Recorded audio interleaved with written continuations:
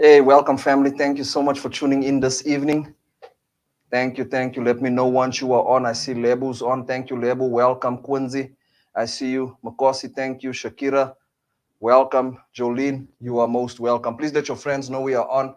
Let everybody know we are live already. We are up and running, and we are about to go into tonight's teaching.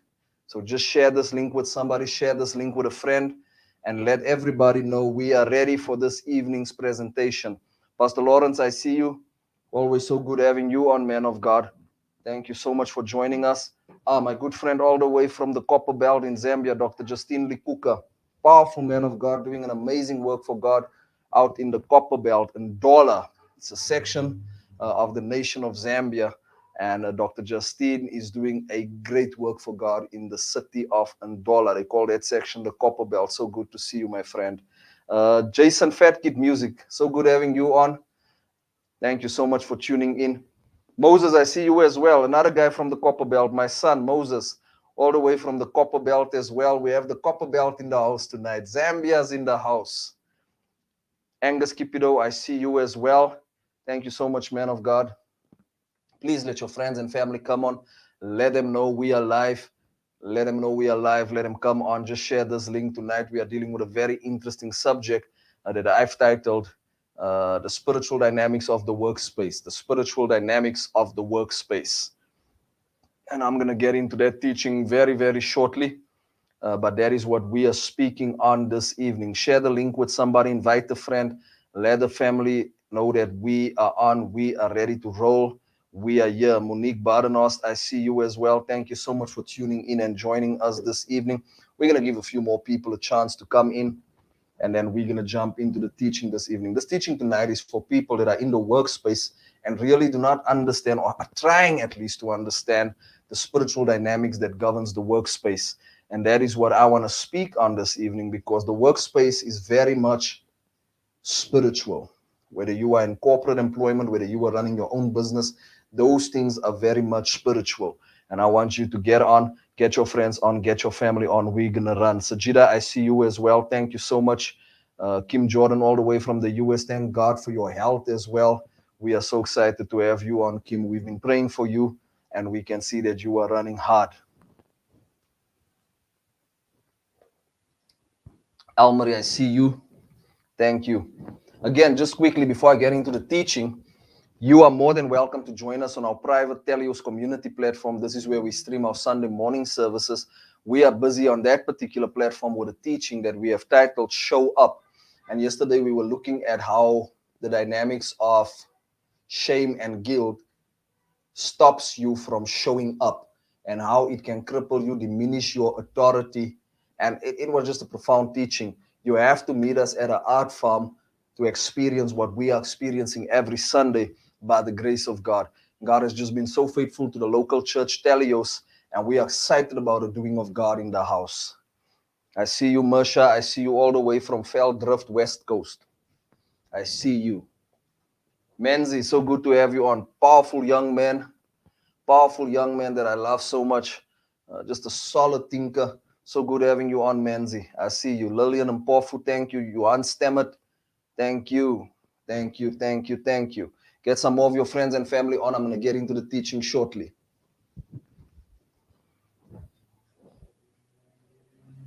Deladine from the Eastern Cape. My good friend all the way from the Netherlands, Pastor Shiyami. So good to have you on, woman of God. Powerful woman of God, doing significant work for God out in Europe. So good to have you on, my good friend, Pastor Shiyami. Thank you for joining us. Pastor Jackie, thank you, sir. Berenice, I see you all the way from the Strand. If it's your first time on this evening, let me know from where you are watching us this evening. Nora, I see you. Welcome back, Morui. It's been a while. So good to see you as well. So good to see you as well. Welcome back. Welcome back. It's been a while. Well, this evening we are speaking on the workspace, and I want you to put that in the comment section, the spiritual dynamics of the workspace. The spiritual dynamics of the workspace. And that is what I'm speaking on this evening. Last week I was in a time of prayer and fasting, and while in prayer and fasting, I was praying in particular for the Telios saints, and God began to speak to me about certain things in the workspace that they are facing, and certain things that he would by his spirit want me to address. And as I was laboring on that, I realized that this subject is so broad that it is not just limited, or it should not just be restricted to the Teleo saints, because it impacts quite a lot of people. And that is what we will be dealing with tonight. Makosi, thank you. Whitney, I see you as well.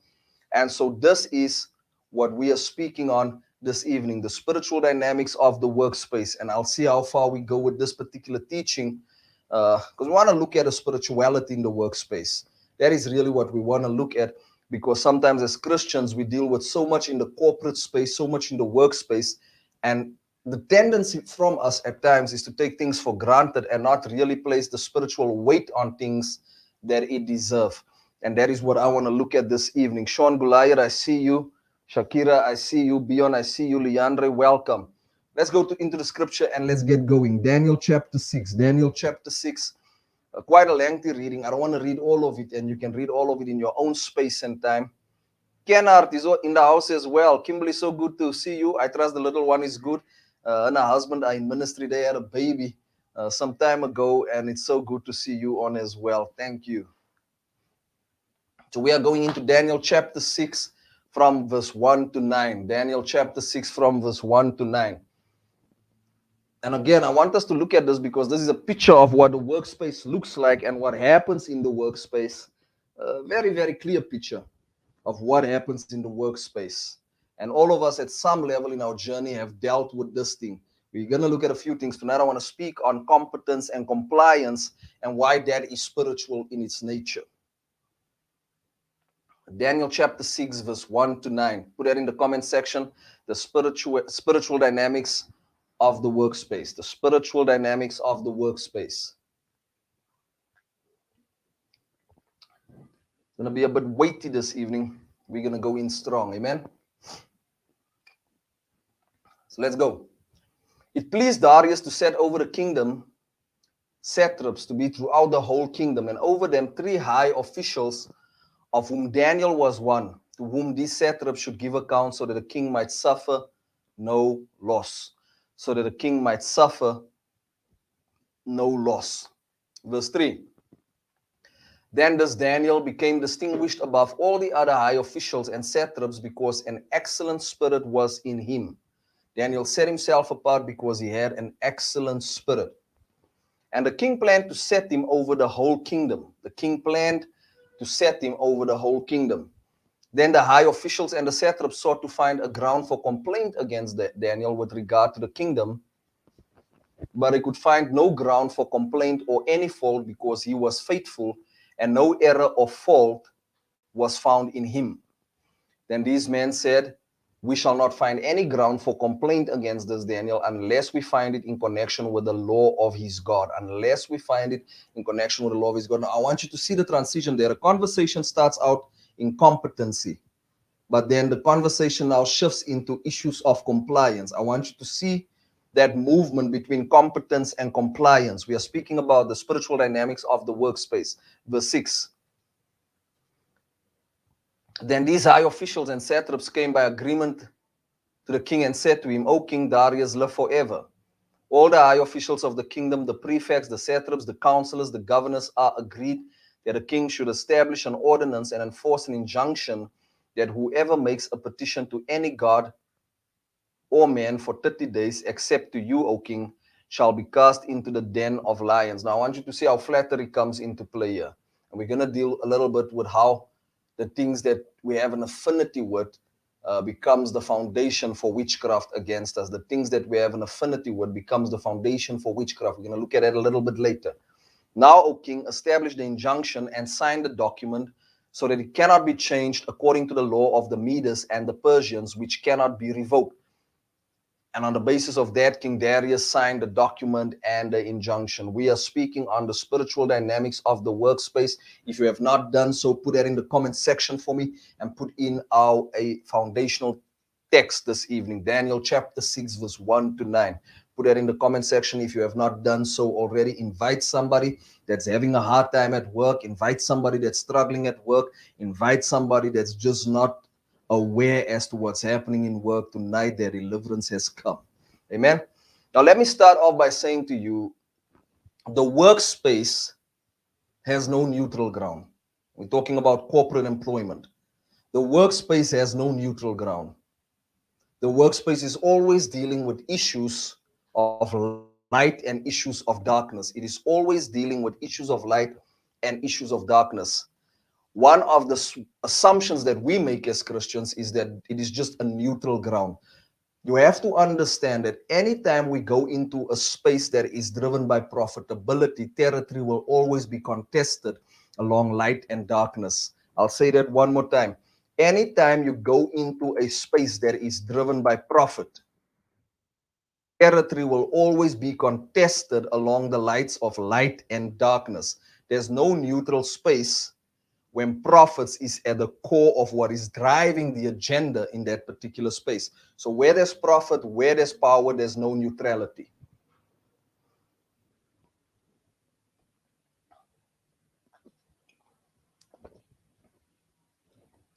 In our innocence, we tend to make the assumption that there's neutral space, but a space that is driven by profits and power is never neutral. It is always contested space, always contested space. And it is important that we understand that, because if we fail to understand that, we will find ourselves being so gullible and taking things for granted and consistently get a short end of the stick. And so because Christians generally engage these spaces with such a high level of innocence, we tend to give people credit that they are pure in spirit when they are not pure in spirit. You see, when you are gullible, you give everybody the benefit of the doubt. And when you give everybody the benefit of the doubt, those people will always manipulate you and negotiate you out of power and out of profit and out of position.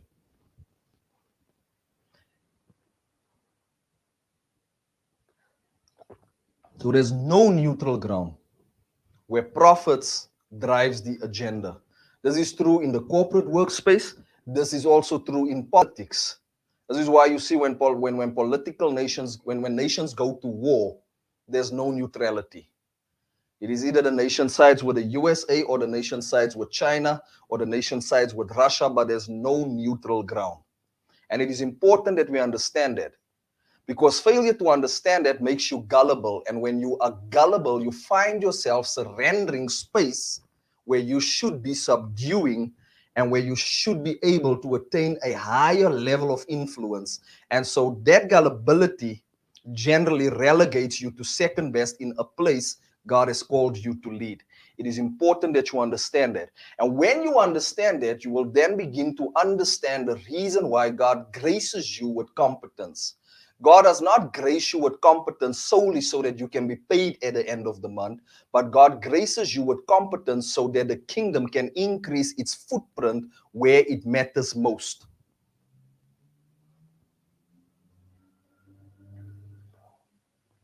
I'm going to deal a little bit with competence. Now, let me say this to you. The workplace recognizes competence, period. The workplace recognizes competence, period. And it is competence that sets people apart. Competence attracts favor in the realm of men. Competence attracts favor in the realm of men and in the realm of the spirit. It attracts favor in the realm of men and in the realm of the spirit. Proverbs chapter 3, verse 3 to 4. Let love and faithfulness never leave you. Bind them around your neck. Write them on the tablets of your heart. Then you will win favor and a good name with God and with men. Then you will win favor with God and with men. Now, it is important for you to also understand that God gives us, I want to go back to that point, God gives us competence not so that we can collect a salary at the end of the month, but so that we can increase the footprint of the kingdom in the sense of how those spaces are governed. Because all spaces are governed. And God gives competency at a higher level to those that are of the kingdom so that they can become governmental in those particular spaces. But watch this. It is through competence now that God begins to release favor. Favor does never find the incompetent, because if favor finds the incompetent, then God by default is unjust, and God is always just. This is why favor can always be justified.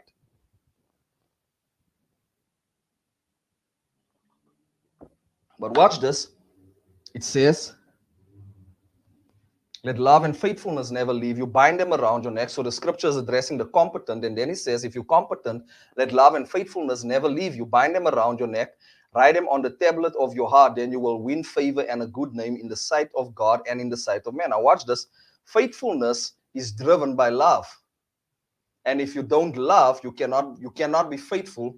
You become reckless and you become a poor representation of God in the workspace.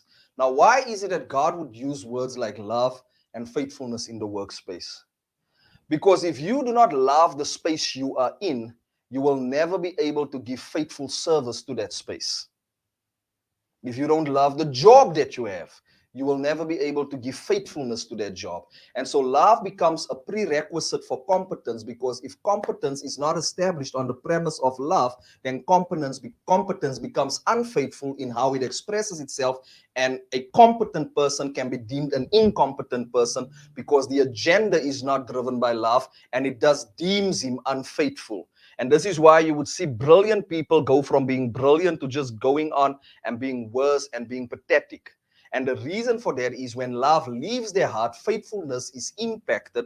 And when faithfulness is impacted, then they come across as incompetent. And so you can be competent, but your attitude in the workspace you are in can declare you obsolete and incompetent. So it is not always your ability that carries you, but it is the attitude and the drive behind the ability that really deems you competent. This is why you'll see people that are less competent get ahead more than people that are extremely competent, because behind that, something drives it. And the scripture calls the forces that drives it love and faithfulness. Very important that you understand that. So if you love, you will be competent in service.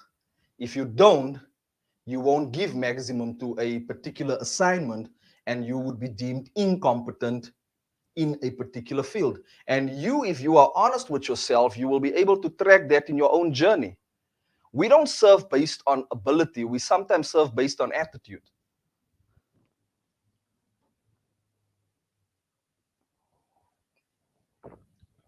Service is very seldom a function of ability. Service is always a function of attitude. Always. And so your love drives your competence. Your love drives your competence. If you love to teach, you will always be competent in teaching. If you're a graphic designer and you love to design, you will always be competent in design. And this is why the scripture says, if you wear love and faithfulness, you will find favor with God and with men. Now watch this. Favor with God is when God gives you the ability. Favor with men is when they see you serve well with a God-given ability, and they open the door to the next level for you. And so favor with God is never enough, because God does not live in the realm of man. We must shift from favor with God to favor with men. It is absolutely crucial that we understand that.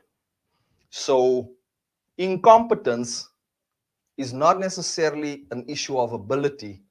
It is whether or not you are driven by love for the space you are in, the job that you have, the title you have, the environment that you find yourself in.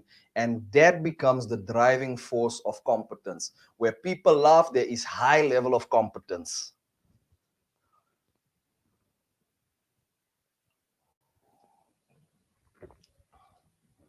So let's look at what drives incompetence quickly. We're going to deal with competence. We're going to come to compliance and spiritual things a little bit later. What drives incompetence at times, so we've established now, if there's no love, there can be no faithfulness, and that by default breeds incompetence. That's number one. What is the second thing that drives incompetence? What drives incompetence at times is daydreaming about the next level and forgetting the present level. Daydreaming about the next level and forgetting the present level. Let me explain that to you. I was listening to a CEO that was going into retirement. He served his generation well.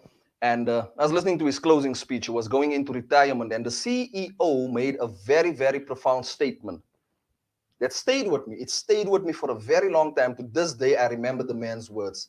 Here's what the CEO said. This was in his retirement speech. He made a profound statement. He said, I had a team of 7 men, 7 executives around me.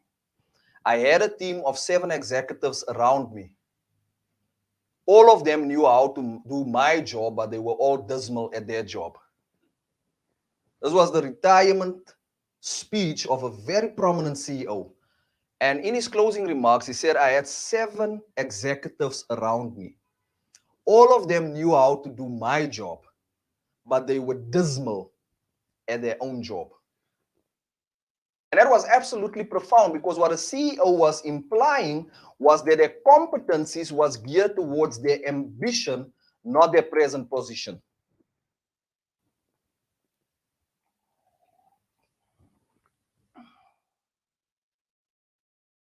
What he was suggesting and what he was implying was that their competency was geared towards their ambition,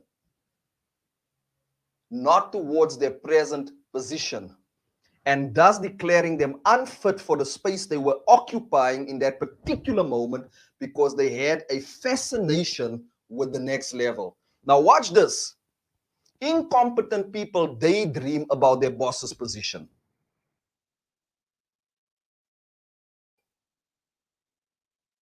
There's nothing wrong with having a dream, but when you only have mastery on the next level and you don't have output on your present level, you cannot be found faithful, because life measures the present, not the ambition.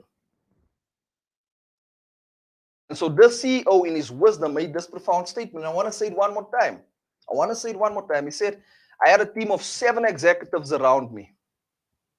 All of them knew how to do my job, but they were dismal at their own job, because their competency was geared towards their ambition to such an extent that they could not be found competent in their daily activities. And so these were the type of guys that spoke every day about, if I was the CEO, but they never met their deliverables. They never met their goals. They never met their objectives. And they somehow self-sabotaged and sabotaged the company at the end of the day, because they were daydreaming. And so their incompetence was a result of daydreaming about their ambition and not working their present and their current job.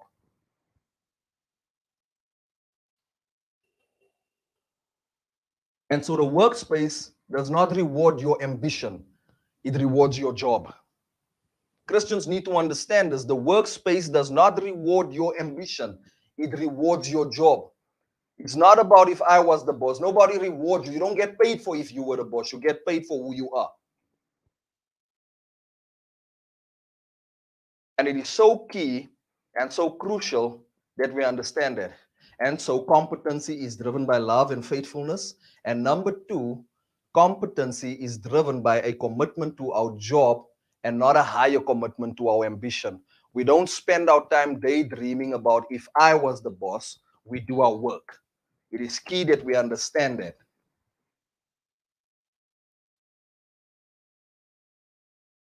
We're still dealing with issues of competence in the workspace. Now watch this. The playing field is equal, or the playing field should be equal, but the reward is always performance-based.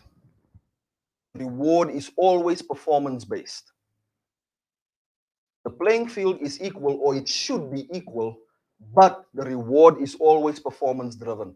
This means that all of us play on a level playing field, but all of us are rewarded differently, and that is consistent with what we give.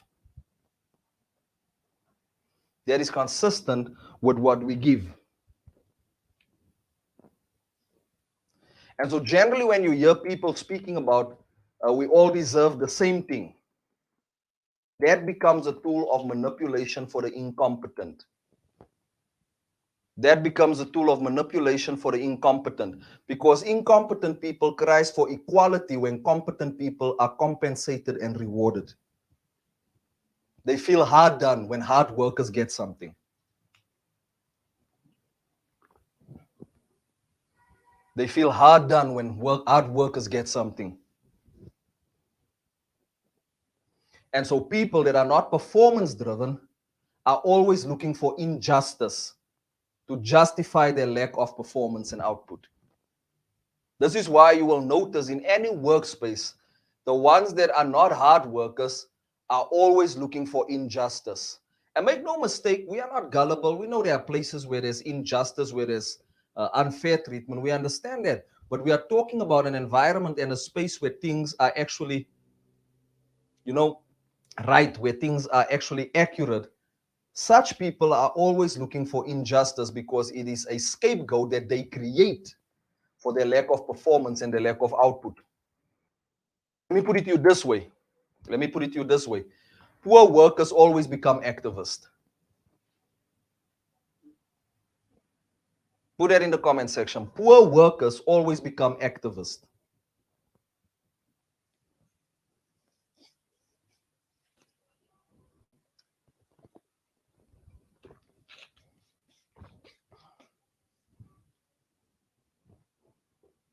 Poor workers always become activists. Always. Dealing about the spiritual dynamics of the workspace. Now let's look quickly at the mind of the competent. How competent individuals ought to think. How competent individuals ought to think.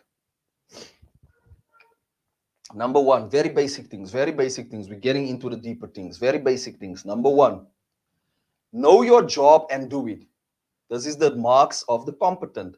Know your job and do it.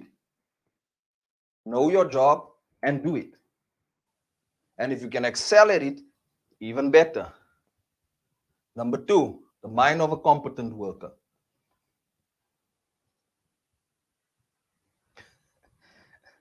Menzi Akim says he knows some poor workers in the local church context as well. They are everywhere, my friend. They are everywhere. Number two, don't be clouded by your ambition for the next level. Maintain a commitment to your present level. Don't be clouded by your ambition for the next level. Maintain a commitment to the present level. Number three, faithfulness is not in maintaining the status quo, but in growing it to the next level. And let me put it this way. There's a lot of people you will place responsibility in their hands, and the only thing they will do is maintenance. They will not grow what you have placed in their hands. Competency does not measure maintenance. Competency measures growth. Competency does not measure maintenance. It measures growth. It's important to understand that, and Jesus deals with this in Matthew chapter 25 when he begins to speak about the parables, and he speaks about how people that could not increase it, people that could not stretch it to the next level, were utter failures. They were dismal, and they were declared incompetent stewards and incompetent servants. And here's the thing about that. Lazy people generally becomes philosophical and also psychoanalysis, and they also committed to psychoanalysis. When you read Matthew chapter 25, there is such a profound parable of Jesus, and he comes, and the one increased it to 5, the other one increased it to 4, but the one that received 1, he buried his talent. And it's so interesting what he says to his master. He says to his master, I know you are hard, man. I know you're a complicated person. I've done a psychoanalysis on your personality type. And based on your personality type, I decided that I'm going to bury this thing. And when you come, I'm just going to give it back to you. Notice he was a psychologist and he was a philosopher. So when you meet lazy people, there's 3 things that is always consistent with lazy and incompetent people.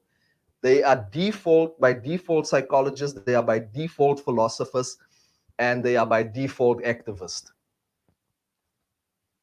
That is so consistent with them. And the master did not care for that.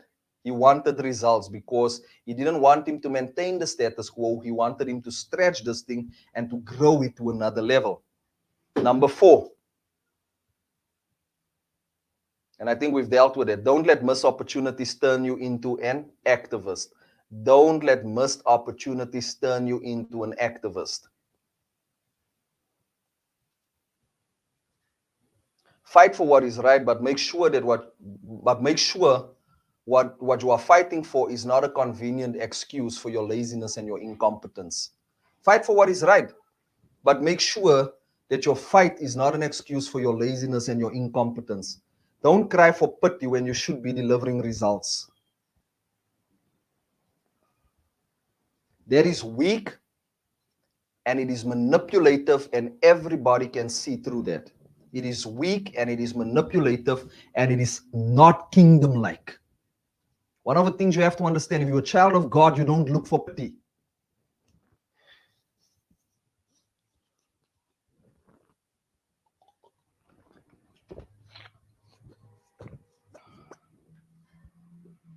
Very, very important that you understand that. And that is generally very weak and very manipulative. And then finally, we're talking about how a competent worker thinks. Finally, you don't owe everyone the truth, but you owe yourself the truth. You don't owe everyone the truth, but you owe yourself the truth. Be true to yourself. It liberates you from the bondage of false ideologies. Be true to yourself. Because you create bondage around your laziness. You create bondage around your incompetence. And you become highly philosophical in those particular areas. Highly philosophical in those particular areas. And that, my friend, is not wisdom. That is bondage. You become a prisoner of your own false and ungodly thinking. And there's nothing that can hold you captive like a false thought. There's absolutely nothing in the earth that can hold you captive like a false thought. You don't owe everybody the truth, but you owe yourself the truth.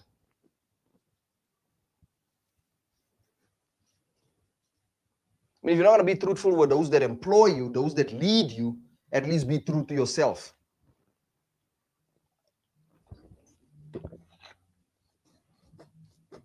So those are the marks and the traits of the competent in the workspace. I just wanted to lay that foundation on competence because I don't want us to get into a teaching this evening and Christians have a convenient excuse for not functioning at a certain level. It is important that we get it out first before we now deal with the meatier things. Now watch this. The scripture says that Daniel set himself apart because he had a more excellent spirit. He set himself apart because he had a more excellent spirit. The word excellence there comes from the Greek word yatir, the Hebrew word yatir. And that word simply means one that exceeds, one that surpasses, one that is extraordinary. One that exceeds, one that surpasses, one that is extraordinary. That is what it means to have a more excellent spirit. And so this is how you define an excellent spirit. All of us have the same ability, but I can go beyond that. That is really how you define an excellent spirit. All of us are teachers, but there's something about me that can stretch beyond our standard ability, our standard capacity. And that is what it meant to have a more excellent spirit. It is like all of us can run the 100 meters, but I run it in 9.5 seconds. That is an excellent spirit. So the ability is equal, but the capacity is more. The output is more. Do you understand what I'm saying? All of us have the same skill, but I can do a little bit more. That is what it meant when it said he had a more excellent spirit, which means an excellent spirit is number one, an impartation, but number two, it is also an attitude and a drive.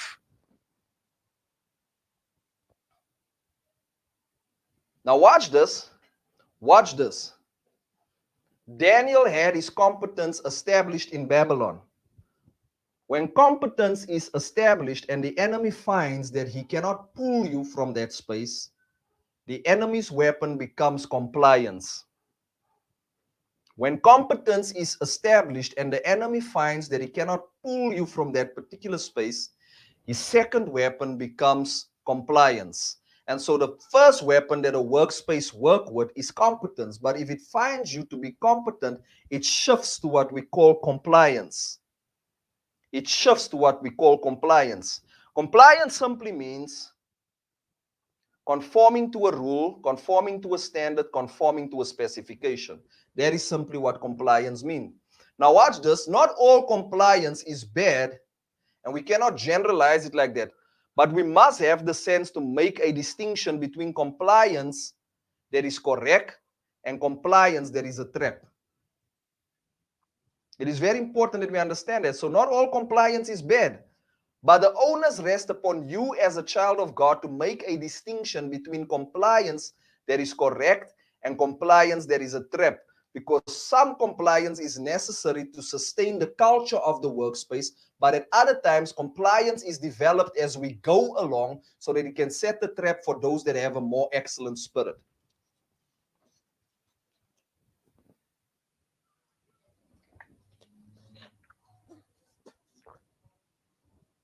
And I want to deal a little bit with this. In the case of Daniel, in the portion of scripture that we read, compliance was a suggestion, it was a trap. Because in the area of his competence, they could find nothing upon him. So they had to develop rules as they went along so that they can trap him on an issue of compliance. The workspace will develop demonic rules to pull those of the kingdom that are competent from the grip of grace. And so what they understand is that when it comes to ability, you are head and shoulder above them. And so what do? They invent rules as they go along so that they can trap you in an area called compliance. Because if you are found competent, then they need to move to plan B. And plan B, most of the time, becomes an issue of compliance. Now, I share a little story with you. When I was in the corporate space, one of the things that started happening was that on a Wednesday evening, I had to go to prayer meeting. And everybody at work knew that I had to go to prayer meeting. It was long before I was a pastor of a church. Everybody knew that. And the company never worked overtime during those periods. In fact, the type of work that I did not require of me to work overtime. Suddenly, out of nowhere, we had a guy that did not subscribe to Christianity. And again, I'm not going to tell you what his religion was. He did not subscribe to the Christian faith. And suddenly, there was now a rule that on a Wednesday, we will use that specific day for overtime. Now, what happened? Because I managed to work consistently and in the spirit of excellence over here, they had to now develop an issue of compliance to unsettle my regimen, to unsettle what I was committed to unsettle what I did. And the issue became a big issue. But again, the rules was invented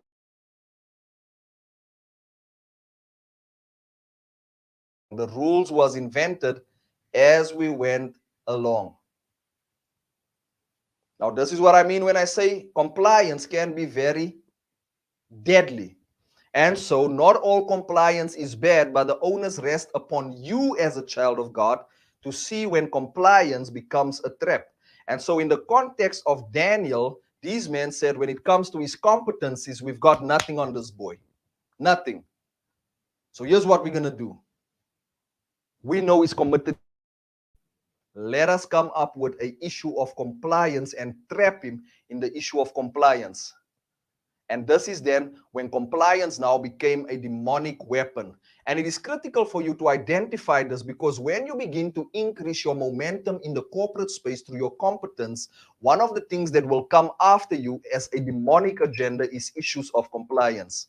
There are moments where compliance are simply written for you, not for the company.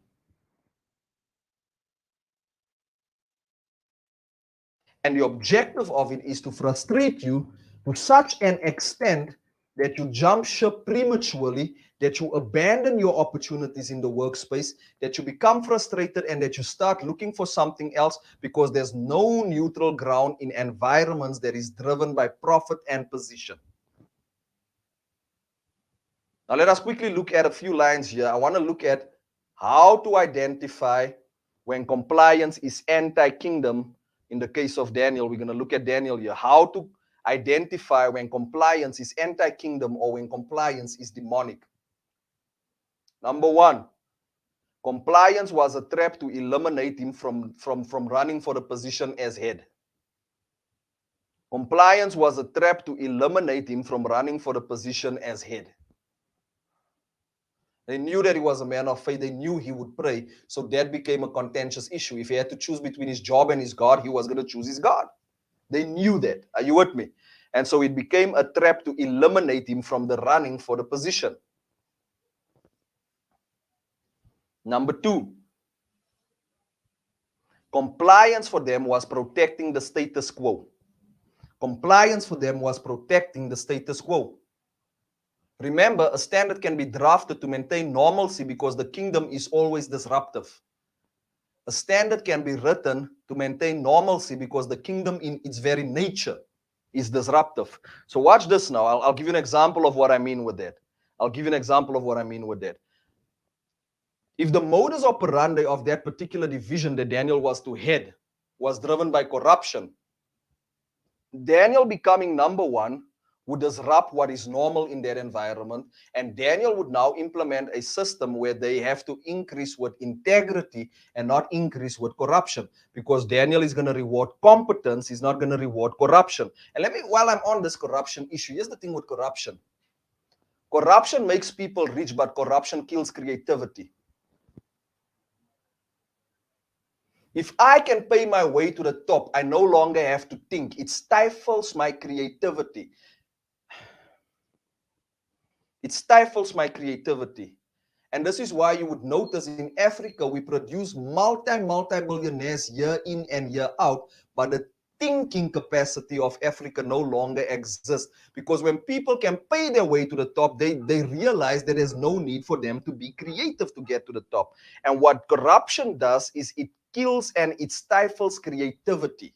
And so in any system that is driven by corruption, you'll notice that creativity and intellect is always stifled. It is always stifled. Any place that is driven by corruption, intelligence and creativity is always stifled, because if I don't have to think to move from point A to point B, it stifles my ability to think. And here's the danger with it, is that corruption has literally caused people to forget how to think. It has caused people to forget how to think. And this is why corruption is so dangerous, because corruption can bring riches, but corruption stifles creativity and intelligence. If the environment only wants me to pay my way to the top, then there's no need for me to be creative. There's no need for me to be smart. There's no need for me to think. There's no need for me to be competent. And so corruption kills competence. Corruption literally kills competence, and it's important that you understand that. And so what these guys knew was that if Daniel gets the position, the status quo is disrupted, and the kingdom would shift from increase through corruption through increase with integrity, because the kingdom is increase with integrity, but the kingdom of darkness is increase with corruption. Very, very important that you catch that. This is why we have the type of stadiums that we have in the country. 15 million rand stadiums. You see what it looks like. Nobody can think, but everybody's getting rich. Nobody's creative, but everybody's getting wealthy. Number three, we're talking about how to identify when compliance is demonic. Compliance is demonic when it infringes on non-work related freedoms. Compliance is demonic when it infringes on non-work related freedoms. Daniel was praying in the privacy of his own house. It had nothing to do with the job. Absolutely nothing to do with the job. But their compliance infringed upon personal freedoms. So you know that the agenda is demonic if it intercepts and interjects and interrupts on freedoms that are not work-related. And number four rather, we know it is demonic, that the rule for compliance is demonic when the argument is not strong, it is just justified by numbers. And it's almost when they say, well, everybody's doing it except you. Everybody's doing it except you. You're the only person that has a problem with it. And so whenever you see legitimacy in numbers, then you must know it is a demonic agenda. If the argument is not strong, we pump numbers into it. In fact, we have this saying at Telios Church: a weak agenda also has a strong recruitment and discipleship modus operandi. We have this saying in Telios Church: a weak agenda has a strong recruitment and discipleship modus operandi.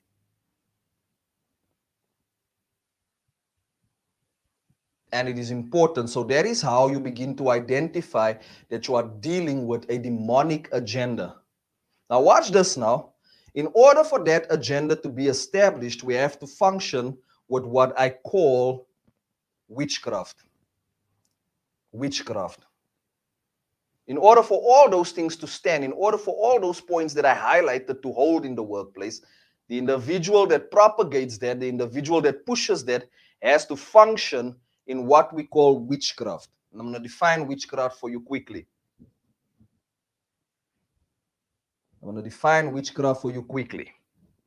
In order for that demonic compliance to stand, the modus operandi, the vehicle that drives it, is the vehicle called witchcraft.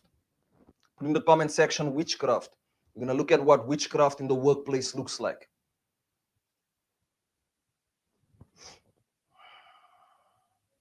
I spent quite some time there, and I need to get through a few things here. Now, witchcraft comes from the Greek word pharmakia, and that is where we get the word, or we get this phrase from, to administer a drug.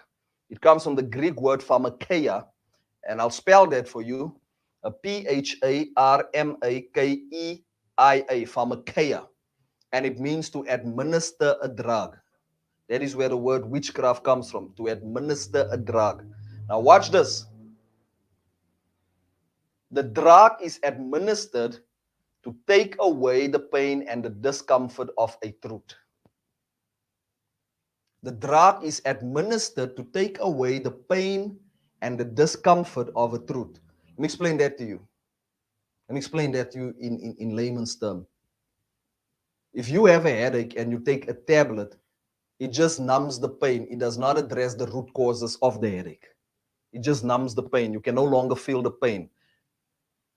Part of your system has been numbed to the pain, but the pain still exists. You understand what I'm saying? So the word witchcraft in the original language simply meant to administer a drug that takes away the pain and the discomfort of a truth. I'm going to explain that to you, and I'm going to bring it for you into context. Now watch this. This drug or this witchcraft attaches itself to our affinities and our fascinations. This drug is administered to our affinities and fascinations. I'll give you an example. Nebuchadnezzar had an affinity and a fascination with power. So what did they tell him? Erect an idol so that everybody worship you. King Darius had an affinity with power and with position and prestige.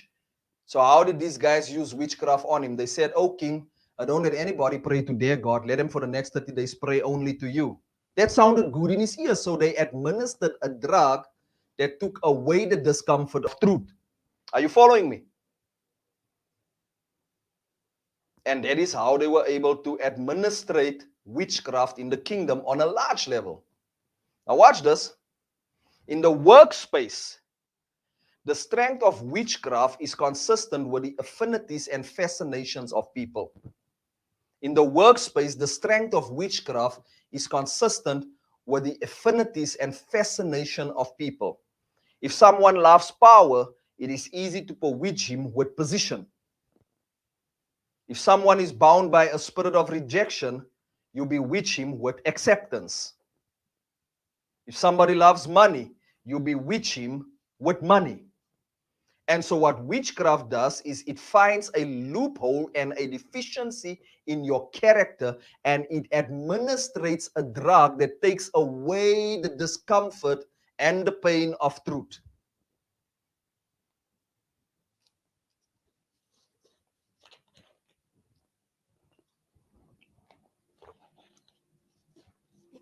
It takes away the discomfort of truth.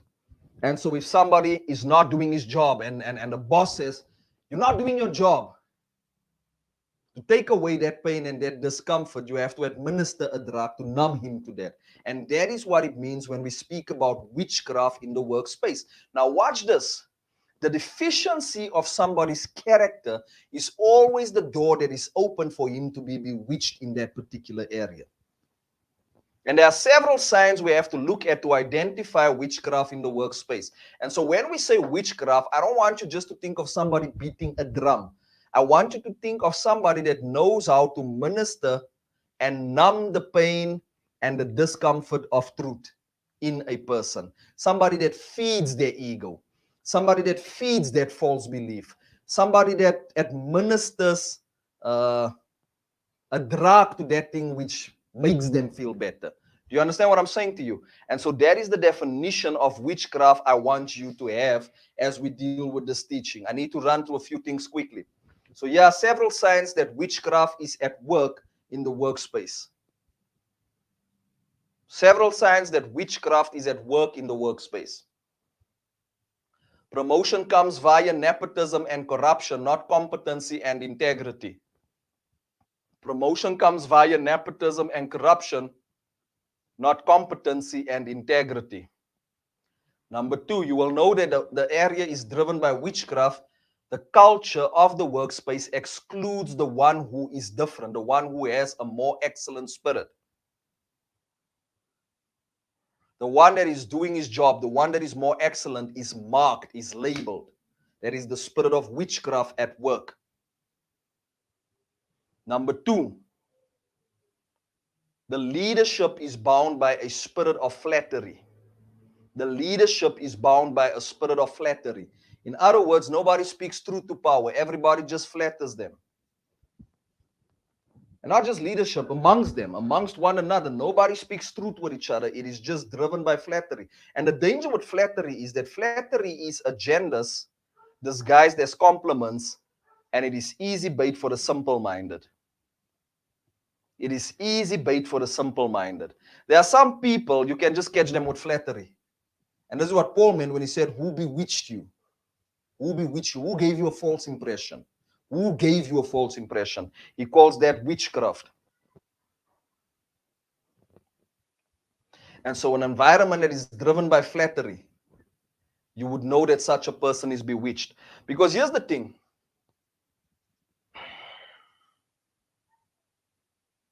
If you have undealt deficiencies in your life, flattery sounds like truth. It sounds like love. If you've never known love, flattery comes across as love.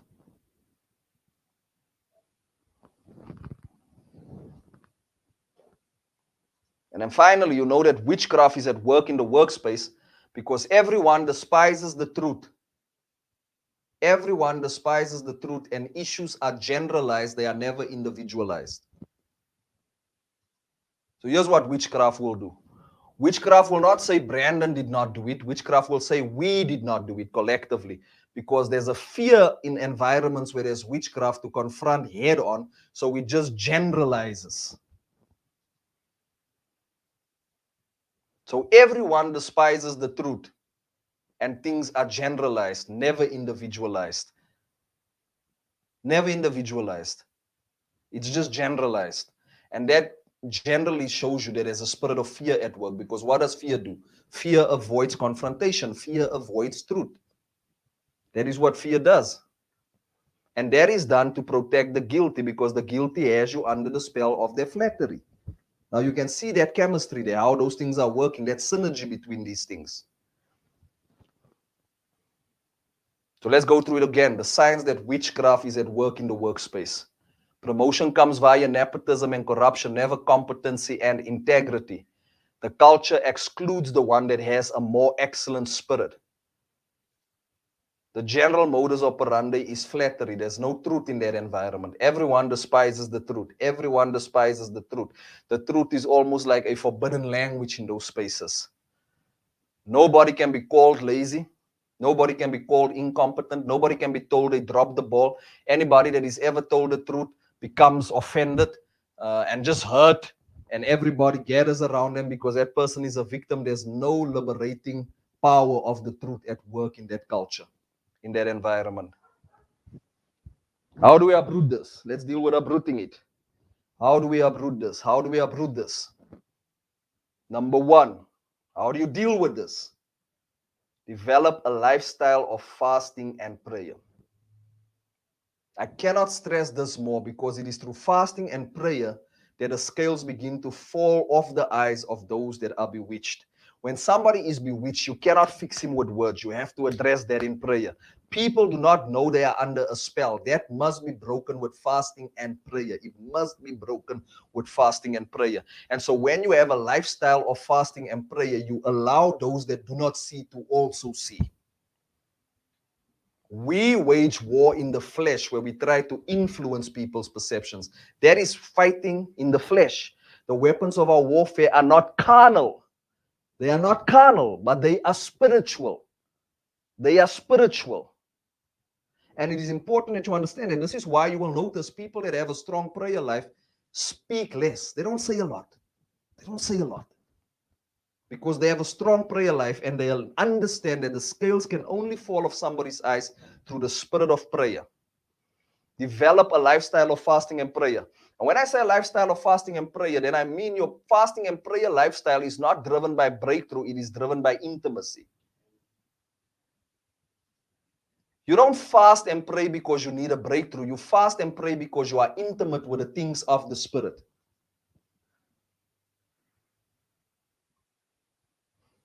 And so one of the things that I've said to our local church is that once a week you need to fast. Twice a week you need to fast. You don't fast because I call a corporate fast. You need to learn to fast and pray.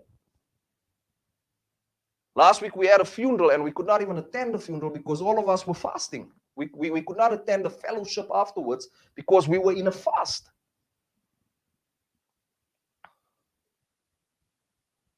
It makes you spiritual to fast and pray. Number two, how do you uproot the spirit of witchcraft in the workspace? You maintain a posture of truth that is complemented by high levels of competence. You maintain a posture of truth that is complemented by high levels of competence. Your truth is always validated by your output. Your competence always validates your truth. And so Daniel could speak his truth because his work was done. As simple as that. Daniel could speak his truth because his work was done. He delivered. It was done. And his work that was done brought volume to his voice. You meet people that are always talking, but they do nothing. There's no fruit. Always talking. That's their problem. They talk too much. Always talking. There's no fruit.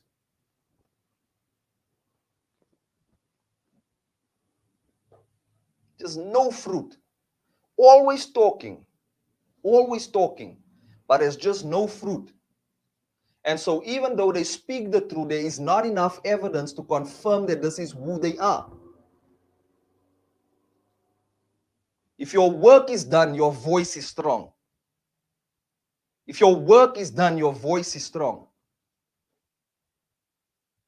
Do you understand what I'm saying to you? If your work is done, your voice is strong.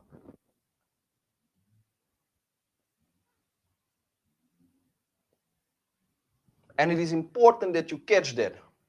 I have an 11-year-old boy at home and he'll be 12 soon. So sometimes I'm just the father of the house. I'm coming down on him with authority. And I'm looking for something. And I'm shouting him. I said, did you clean the kitchen? And you know how he nullifies that argument? He says, the kitchen is clean, Dad. So immediately what I wanted to achieve in that moment is nipped in the bud because his work is done. And so his break, his relaxation is now justified because his work is done. Your actions are always strengthened by work that is done. Get your work done, child of God. That is the way you address witchcraft in the workplace.